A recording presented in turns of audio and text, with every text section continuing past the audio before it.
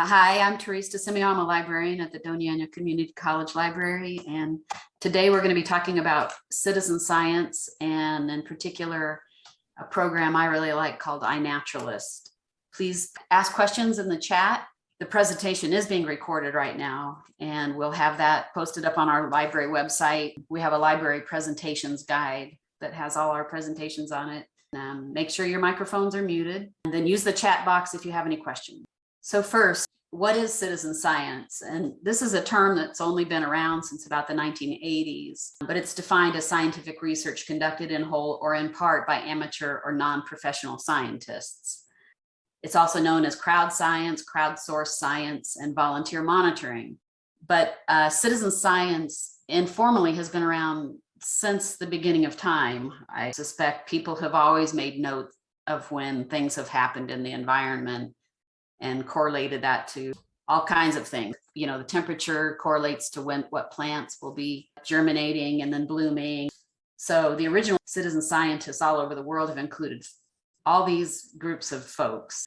Farmers in particular have been keeping track of the environment and how that relates to when things can be grown. Actually, this image over here on the right is of a village in France that has been, since the 1930s, having a ceremony where they record the harvest dates of the grapes. And it's been interesting that scientists have been able to go back and use that to show different environmental events, you know, and temperatures, how they've changed. If people have recorded anything, that can be used for citizen science. You can go back and look at this data historically and make some sense of things that have happened in the environment. The value of citizen science research and why you might want to participate in it. It's hard to find a dollar value that's put on this science. In 2015, one study showed that the value of biodiversity research and the data that citizen scientists gathered was worth somewhere between $667 million and $2.5 billion. It's very hard to show that across different subject areas and in different arenas, the dollar value, but it is used regularly. Citizen science is regularly used in scientific research. And a number of studies across many disciplines show that in general, the data collected by citizen scientists is pretty good. These are generally people who aren't completely trained in the sciences, but in some cases, the data gathered was as good as the data collected by experts. It is a real and valuable service. A third reason to participate is that it's increasingly being used in scientific publications. And this is also from 2015. I couldn't find current reports that showed that, but you can see it's kind of going up exponentially. It's being actually used in scientific publications. Another reason to do it is that it's inclusive. All kinds of people can participate, all ages, sex, where you live. It's international oftentimes. And lastly, I think it's fun. It gets you outside exploring. Most of the citizen science projects involve, you know, monitoring the organisms that live in our environment. You can learn about the biodiversity in your own environment and get a clue as to the value of it. Something you think is a weed, for example, in your yard may be crucial to a particular type of bee existing. You can make those kind of connections. So you can learn about your natural world. NASA does some cool things. You also join a community of other people working towards a common goal, and that is fun. You can feel like you're doing something important and that you are making a difference. These are just a few current citizen science projects that are out there, some bigger ones. The Audubon Society has been doing this Christmas bird count across the nation for decades. iNaturalist is the one I'm going to be talking about today. This Cocoa Roz, it's called, I just learned about last week in a Master Gardener class, and it's a collaborative group of people who have rain gauges and they monitor rain, hail, and snow, and their data is really valuable and it's showing how climate change is happening. But you just buy their rain gauge, just like everybody's using the same rain gauge, and you enter data daily into an online database. Naturalists and meteorologists are using this data regularly to argue about climate change and some problems that these are early indicators of, the data that these people are gathering. There's also Monarch Watch that the University of Kansas does. Bugguide.net is another older one, and its website looks kind of dated, but it has a lot of really cool data about insects, particularly if you're interested in insects. And it's a really good thing to participate in an iNaturalist or a bug guide thing with kids, because they just naturally seem to like insects. And NASA has several citizen scientist opportunities, and one is called Globe Cloud. I'm not familiar with that, but I'm aware that they have several programs that people can participate in. If you're looking for a website to find a variety of citizen science projects that you might participate in, citizenscience.gov is one place you can go. You can search by subject area that you might be interested, biology or astronomy or whatever it is you're interested in. You can find some projects that are ongoing and how to join them. And NASA has a nice citizen science website as well.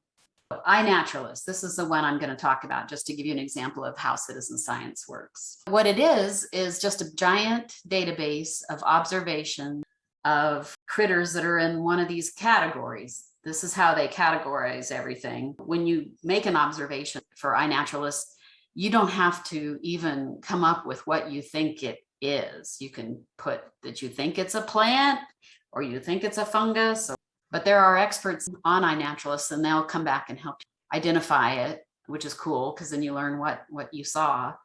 And iNaturalist also has a superb pattern recognition program where it matches what you've seen with images already uploaded into iNaturalist. And it comes up with some great suggestions for what you have, what you are looking at. If you don't have any clue, you can just go with what iNaturalist suggests that it is.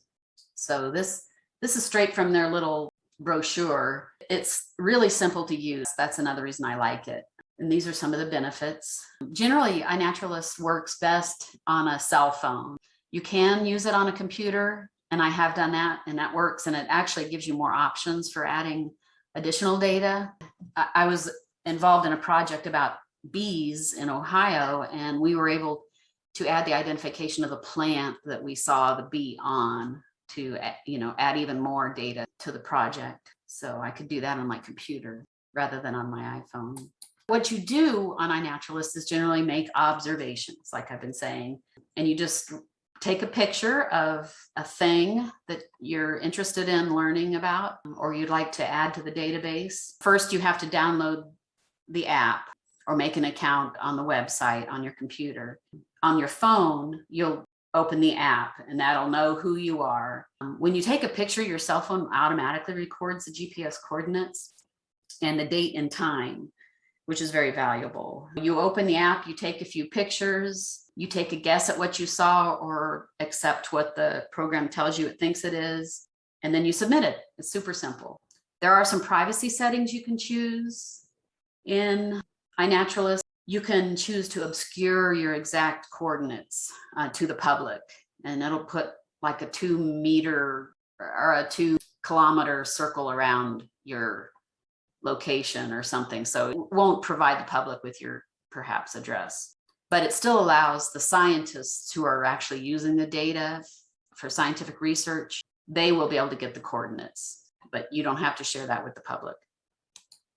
So some of your observations, if they're really good, if you've taken good pictures and you've identified the thing and several other people have also identified it, your observation can be called a research quality observation. These particular observations may be the ones that are used the most in scientific research. For sure, the research quality observations are automatically added to the big database, the Global Diversity Information Facility, which is a worldwide database of biodiversity. It's a couple of things to remember when you're making observations is that you should make separate observations for separate organisms. When you take pictures, don't upload pictures of 3 different things up in the same observation. If you see 3 different bugs, make them 3 different observations when you upload the data. And it's also important that if you observe something that's not wild, like a plant you have grown in your garden on purpose, or a lion in a zoo, for example, that you mark it as captive or cultivated to prevent it from becoming research quality data. And that just kind of skews things for the research world. And this is a little graph that iNaturalist provides, shows you how to do it, although I'm going to show you some images of my phone I did this morning. You basically, once you open the app, you tap observe, and you can either then immediately take pictures. It gives you the option to take pictures or to choose photos from your camera roll. So then in the next part, you can type what you think you saw, but there's also an arrow you can click that will give you suggestions, which I've found hugely valuable. Their suggestions are great. When you saw it, it should be added automatically if you're using your iPhone. Where you saw it, this geo privacy I was talking about before, you'll probably want to make sure you obscure your exact location. And then again, you don't have to mess with this or this unless you've taken a picture of a captive or cultivated thing. And a project is when there are project leaders who can add you to projects. And that's what I did in Ohio. It was an Ohio Bee Atlas, it was called.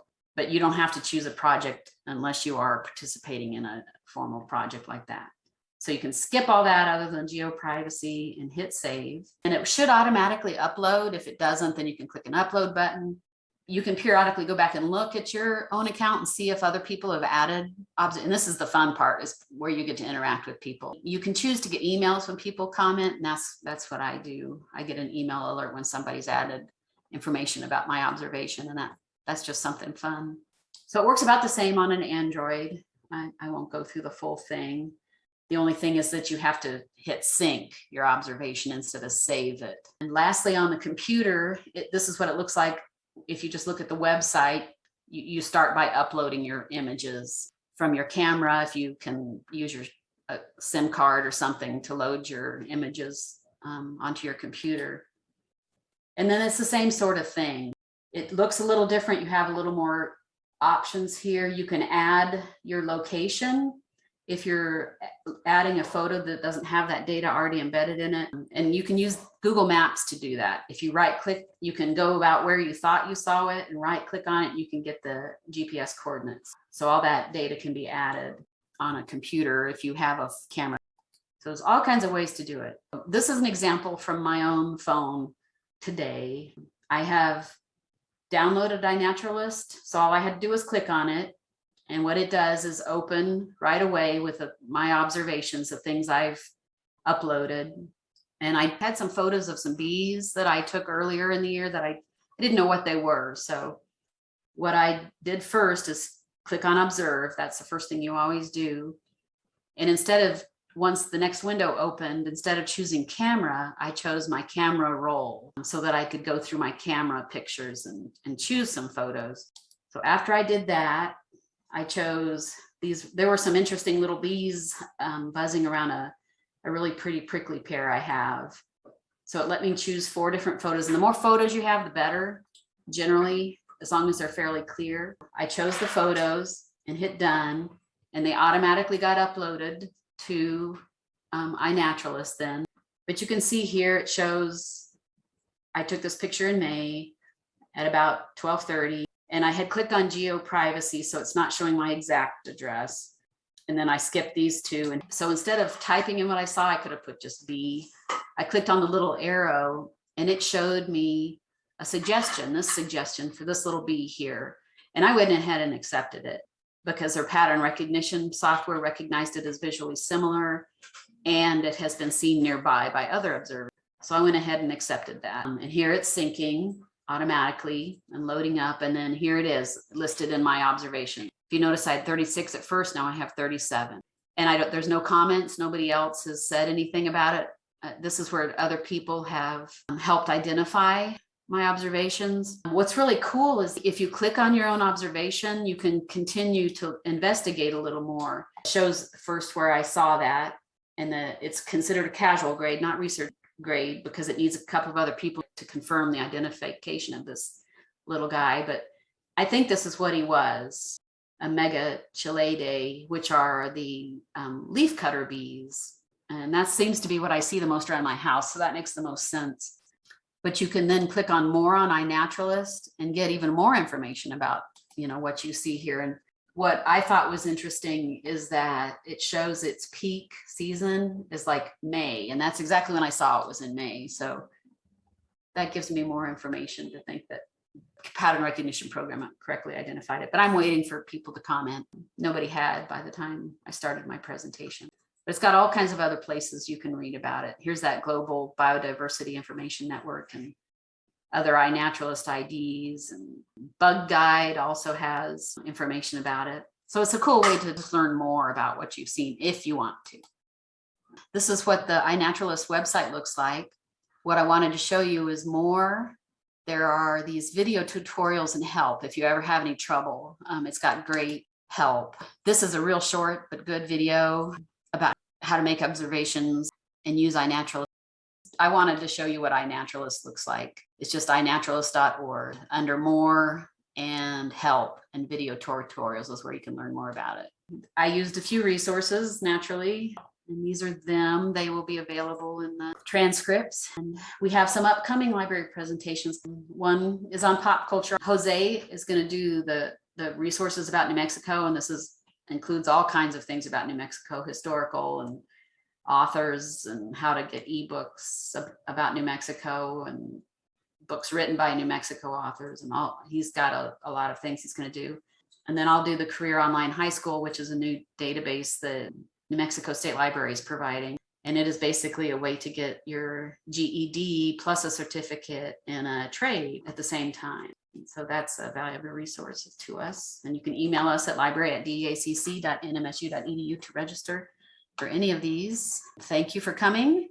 If you have further questions, you can email us or use our Ask Us link on our library homepage.